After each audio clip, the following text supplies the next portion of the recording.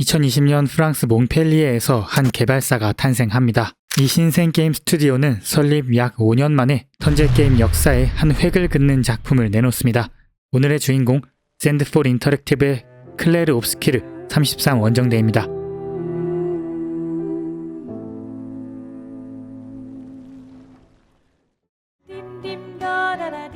먼저 평가 측면에서 볼 때 메타스코어 92점, 유저스코어 9.7이라는 역대급 점수를 받고 있으며 플레이스테이션 스토어에서도 별점 4.91을 받고 있습니다. 판매 성적 또한 우수합니다. 출시 3일 만에 100만 장, 12일 만에 200만 장을 판매했습니다. 신생 개발사라는 점, 그리고 턴제 RPG라는 점 등을 고려했을 때 이러한 수치는 매우 우수한 성적이라 할 수 있습니다. 이런 숫자를 떠나서 제 개인적인 체감으로도 올해 33 원정대만큼의 임팩트를 준 게임은 없었다는 생각입니다. 엔딩을 보고 며칠이 지난 지금도 저는 후유증에 시달리고 있습니다.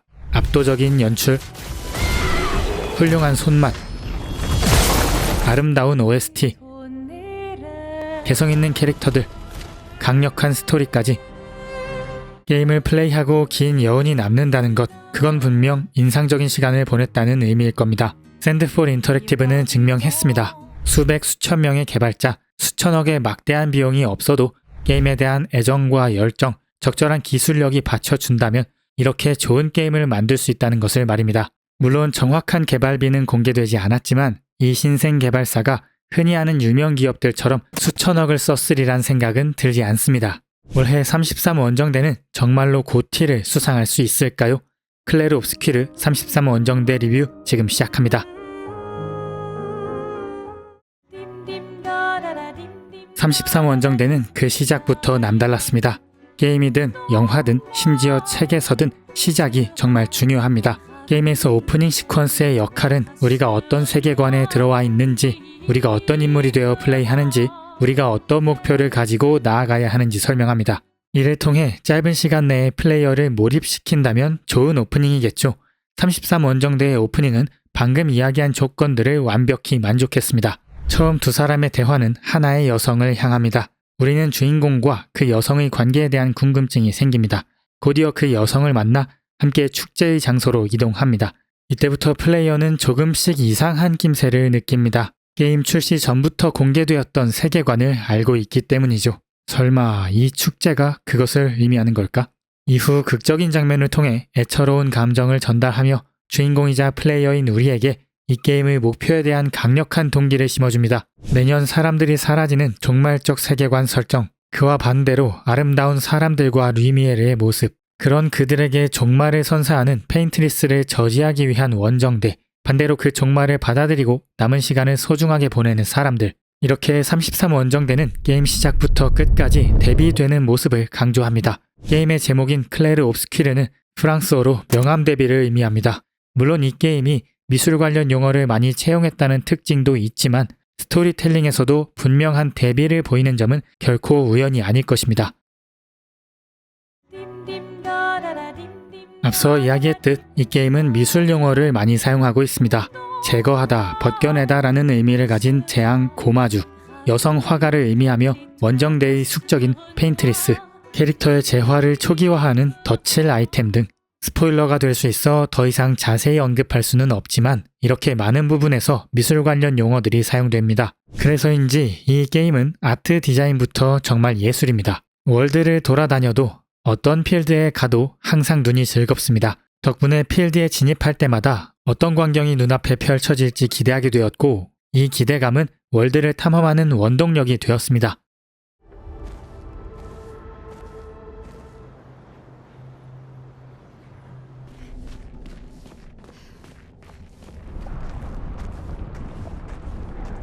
역동적인 화면 효과도 예술적입니다. 전투에 돌입하는 순간부터 전투가 끝나는 순간에도 카운터를 하는 순간에도 대부분의 순간순간이 모두 예술이었습니다. 게임 시작부터 엔딩까지 언제나 눈이 즐거웠던 게임, 그러나 눈만 즐거웠던 게임이 아닙니다. 33 원정대는 사운드 측면에서도 훌륭한 경험을 주었습니다. 저는 스크립트를 작성하는 지금도 OST 알리시아를 듣고 있습니다. OST를 듣고 있으면 마엘과 베르소의 얼굴이 떠오르고 절망적이고 때로는 희망적인 원정대의 얼굴들이 떠오릅니다. 어떤 경우에는 보스의 모습보다 그 보스전에서 나왔던 음악이 먼저 떠오릅니다. 진짜 이 보스전은 미쳤습니다. 33원정대 제작진이 OST에 얼마나 공을 들였는지는 작곡가 로리앙 테스타드의 채널에 업로드된 재생 목록을 보면 알 수 있습니다. 무려 154곡이 담긴 OST 재생 목록은 전체 길이가 8시간에 달합니다. 한편 작곡가 로리앙 테스타드의 합류에 대한 재밌는 이야기도 있습니다. 그는 원래 기타 선생님이었으며 이전까지 비디오 게임 프로젝트 경험은 없었습니다. 하지만 그는 매주 작곡을 하고 사운드 클라우드에 업로드해왔다고 하는데요. 그러던 어느 날 인디 비디오 게임 포럼에 자신의 작품을 업로드했고 그것을 발견한 CEO 기욤 브로슈가 연락을 했다고 합니다. 그는 캐릭터의 테마에 따라 악기를 선택한다고 합니다. 예를 들어 구스타브의 테마에서는 첼로를 선택했습니다. 페인트리스의 위협에도 불구하고 루미에르를 지키는 사랑을 표현하고 싶었다고 합니다. CEO인 기욤 브로슈의 이러한 도전적인 선택으로 특별한 인재를 발굴할 수 있었고 결과적으로 33원정대의 훌륭한 OST가 완성되었습니다. 물론 이렇게 큰 리스크를 감수한 비전통적인 채용 방식은 2020년 당시 코로나로 절정에 달했던 팬데믹이 그 배경에 있습니다. 어쩌면 샌드폴 인터랙티브에게 있어 팬데믹은 기회가 아니었을까요?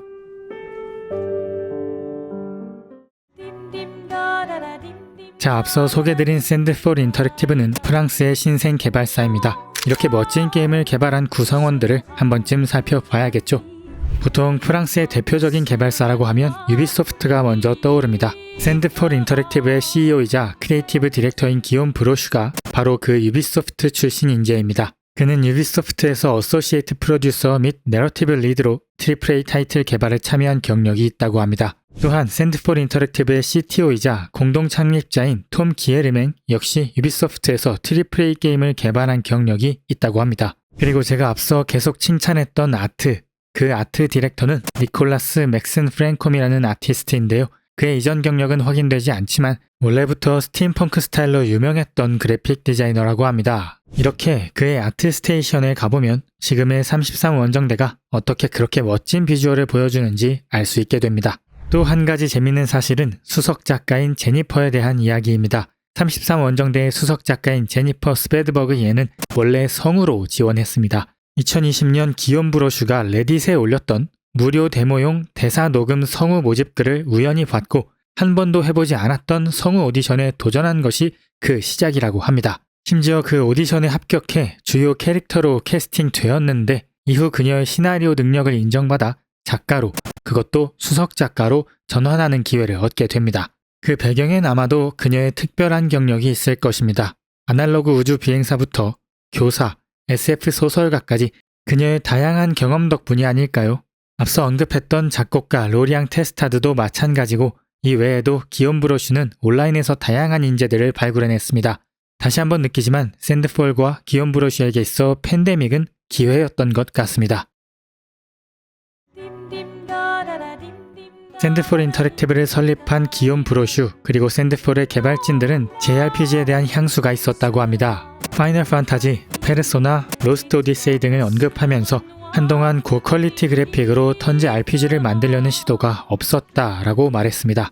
이렇게 AAA 업계에서 턴제 RPG 장르가 외면받고 있다고 느낀 브로슈는 AAA급 턴제 RPG를 다시 부활시키고자 한 것입니다. 아시다시피 최근에는 대부분 실시간 액션 게임이 흥하는 추세고 예전에 비하면 턴제 게임이라는 장르 자체가 마이너한 상황이기도 합니다. 물론 고티 5관왕을 차지했던 발더스 게이트 3의 성공이 있었지만 발더스 게이트는 D&D 룰에 기반한 게임이기에 JRPG와는 거리가 멀었습니다. 그들은 턴제라는 기반에 독특한 전투 메커니즘을 부여했고 이를 통해 반응형 턴제 게임을 개발했습니다. 물론 반응형 턴제 게임의 역사는 33원정대가 시작한 것이 아닙니다. 마리오 RPG도 있고 당장의 용과 같이 7편과 8편도 있습니다. 하지만 이렇게까지 패링과 회피, QTE를 적극적으로 채용한 경우는 클레르 옵스큐르 33원정대가 처음이지 않나 싶습니다.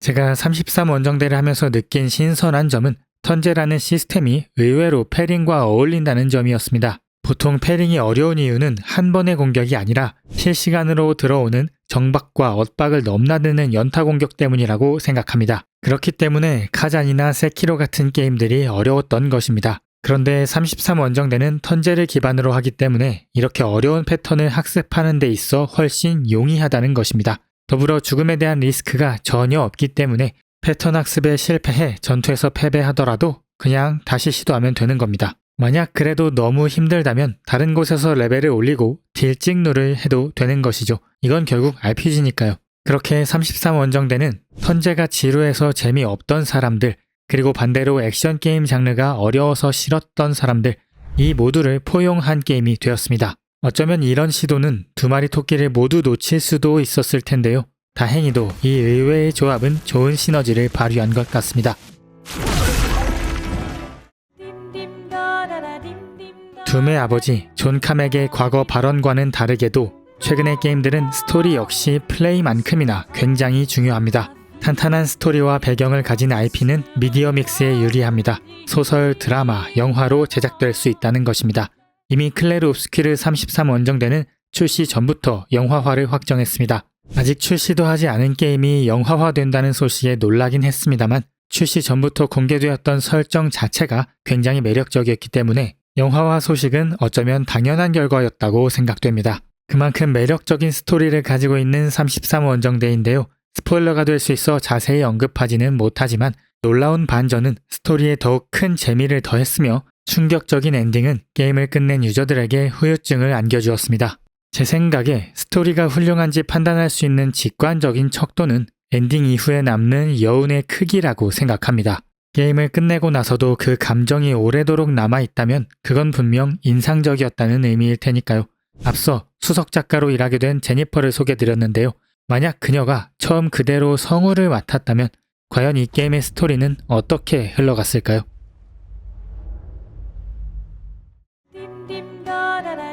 스토리가 재밌다면 그 다음 중요한 것은 연기겠죠. 대사에 생명력을 더하고 그게 몰입감을 높여주는 것은 성우들의 뛰어난 연기 덕분입니다. 그런데 33원정대의 성우 캐스팅이 꽤 살벌합니다. 먼저 주인공인 구스타브, 그의 영어 더빙은 마블의 데어데블을 연기했던 찰리 콕스가 맡았으며 프랑스어 더빙은 알렉상드르 쥘레라는 더빙 전문 배우가 맡았습니다. 그리고 마엘은 영어 더빙은 제니퍼 잉글리시가, 프랑스어 더빙은 아델린 셰텔이 맡았습니다. 보시다시피 두 분 다 엄청난 경력이죠. 발더스 게이트 3의 섀도우 하트와 라스트 오브 어스의 엘리가 만났습니다. 룬에는 커스티 라이더와 셀린 멜루리, 시엘은 샬라 닉스와 사라 코르니베르가 맡았습니다. 또 다른 중요 인물 르누아르의 영어 더빙은 무려 앤디 서키스가 맡았으며 프랑스어는 페오도르 에킨이 맡았습니다. 그렇습니다. 앤디 서키스는 여러분들이 알고 있는 바로 그 사람입니다.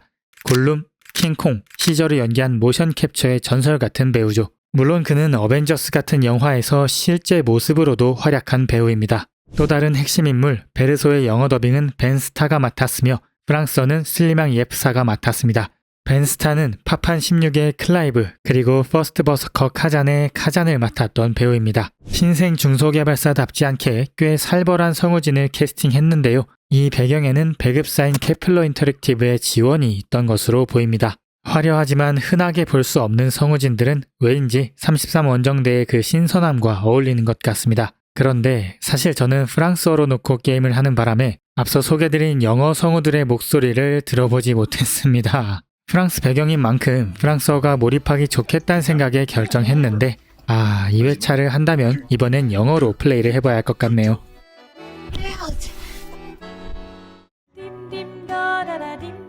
서구권에서 이런 게임은 참 귀하죠. 정말 오랜만에 PC, 다양성 따위에 신경 쓰지 않은 게임입니다. 흑인은 초반부터 리타이어 시키면서 배제하더니 아니 좀 나와도 괜찮은데 싶을 정도로 배제시켜버립니다.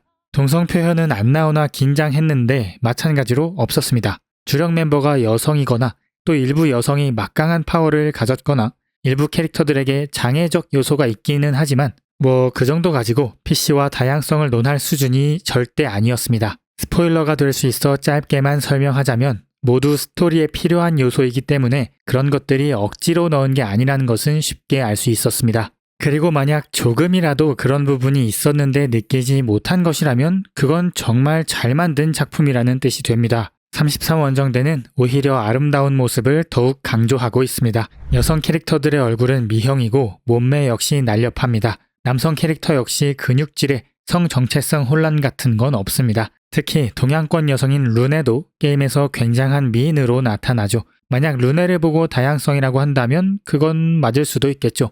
제가 이렇게 마음 편하게 감히 얼평을 해도 되는지 모르겠습니다. 워낙 그런 세상이니까요. 이렇게 33원정대는 마치 PC를 극혐하는 듯 게임 속에서 어떤 이상한 표현도 보여주지 않았습니다. 아, 정말 간만에 깔끔한 게임이죠.